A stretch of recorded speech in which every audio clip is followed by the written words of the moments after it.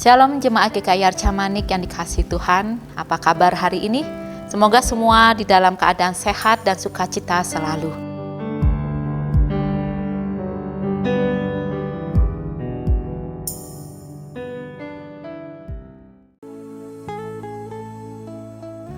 Mari jemaat yang dikasihi Tuhan, kita buka Alkitab kita pada hari ini. Kita buka dari 2 Petrus pasalnya yang pertama, ayat yang ke-5 sampai ke-7.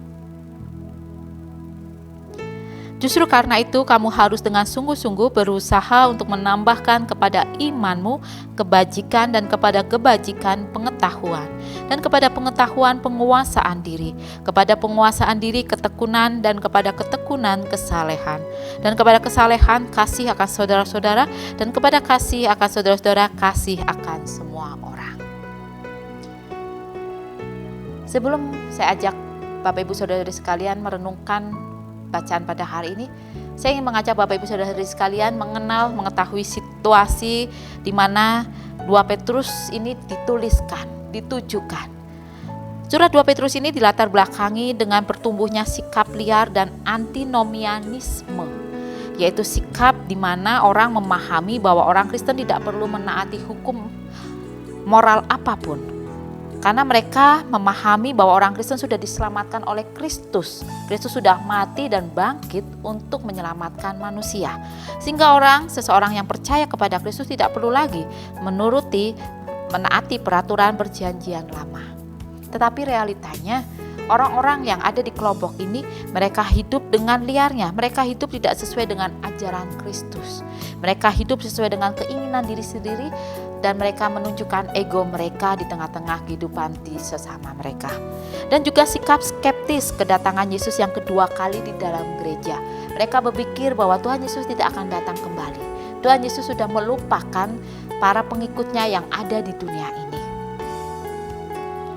Sehingga penulis dari 2 Petrus ini perlu menuliskan surat untuk memberikan pembinaan dan kekuatan rohani bagi mereka yang ditinggalkan Kristus di tengah dunia ini. Bagi para pengikut Kristus yang masih menaruh pengharapan kepada Kristus. Sehingga kata-kata dalam 2 Petrus 1 ayat 5-7 ini mendorong orang yang sudah percaya untuk menjadi orang yang tetap taat dan semakin maju di dalam kehidupan yang kudus dan pengetahuan, dan mendorong mereka untuk melakukannya dengan sungguh-sungguh.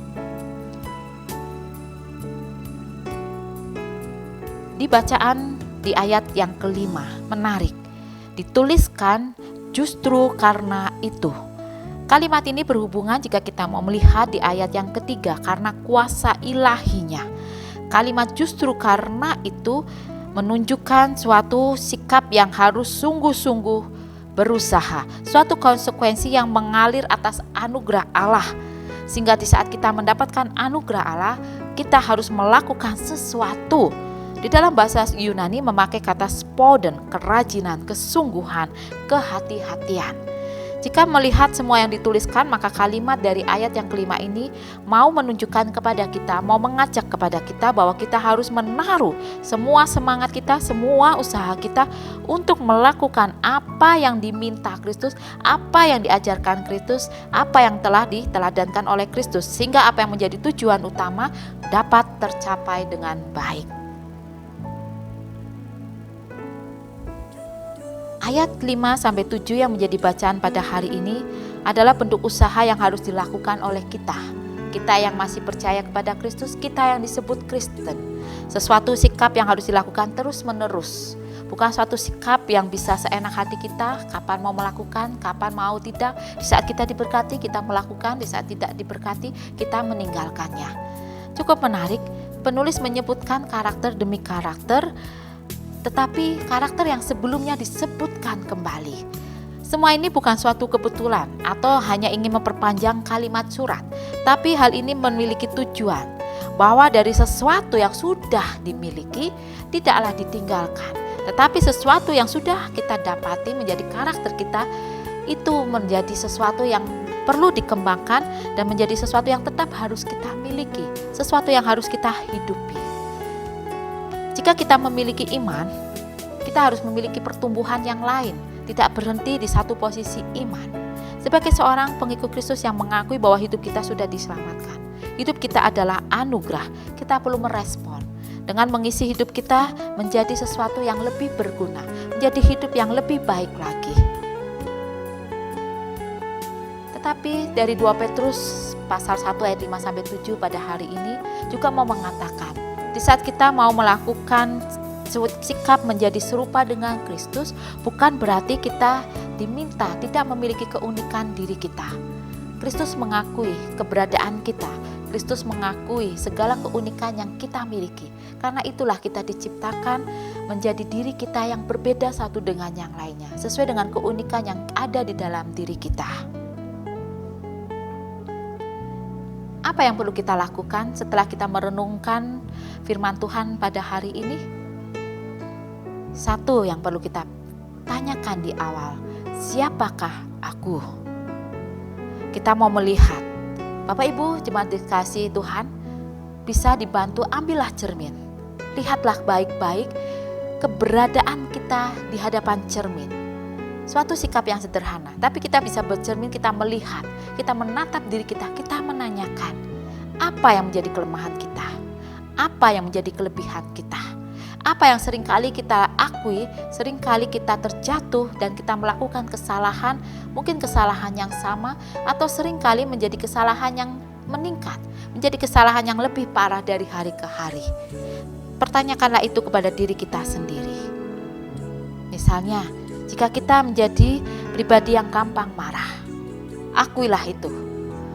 Tuliskanlah atau ingatlah dalam hati kita, akui di hadapan Tuhan, apa yang menjadi kelemahan kita. Kemudian jika kita memiliki kekuatan, jangan sungkan mengatakan di hadapan Tuhan.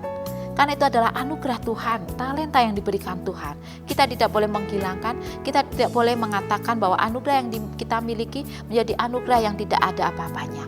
Semua anugerah ada gunanya, semua anugerah berharga di hadapan Tuhan. Jika kita mau memperhatikan dari surat 2 Petrus yang menjadi bacaan kita hari ini, kita mau melanjutkan, bagi kita yang mau menaati, bagi kita yang mau melaksanakan apa yang mau diajarkan Kristus, ada suatu hasil yang akan diperoleh. Tapi penulis surat 2 Petrus ini mau menekankan, bukan itu yang menjadi tujuan utama. Itu sudah dijanjikan oleh Kristus, dianugerahkan bagi kita yang mau menaati. Sudah menjadi kewajiban bagi kita. Sehingga keberhasilan kita, apresiasi dari Tuhan atas keberhasilan kita bukan yang menjadi tujuan kita. Tetapi yang menjadi tujuan kita adalah kita mau memenuhi panggilan hidup sebagai gambar dan rupa Allah yang nyata di tengah dunia ini. Ada yang pernah menanyakan, apakah boleh kami memilih untuk tidak melakukannya? Apa konsekuensinya? Saya mengatakan dengan tegas, bisa, sangat bisa. Tetapi kita ketahui, segala sesuatu yang kita lakukan ada konsekuensinya. Konsekuensinya apa jika kita tidak mau menaati apa yang Kristus minta? Kita bisa menjawab secara pribadi, tanpa perlu dijawab oleh orang lain. Jika kita menolak, tentunya kita akan ditolak. Jika kita tidak mau mengakui keberadaan Kristus dalam hidup kita, mungkin Kristus bisa juga tidak mengakui keberadaan kita. Jemaat yang dikasihi Tuhan, hari ini kita mau diajak untuk melihat diri kita sendiri. Jangan berpuas diri karena memiliki iman. Pengakuan kita kepada Tuhan Yesus sebagai juru selamat pribadi kita tidaklah cukup berhenti di satu kata itu. Tetapi kita mau diminta, kita mau dilihat apa yang kita mau tunjukkan, apa yang perlu kita tingkatkan. Itu yang dituntut oleh Allah, itu yang dituntut oleh Kristus setelah Dia memberikan hidupnya bagi kita. Seperti kita mau menempuh pendidikan di jenjang sekolah. Dari tahap demi tahap, kelas demi kelas, kita akan diajak naik kelas dari tahun ke tahun, hari demi hari. Bahkan bagi kita mungkin ada yang mengalami kegagalan, tetapi di mata Tuhan tidak pernah dipandang rendah.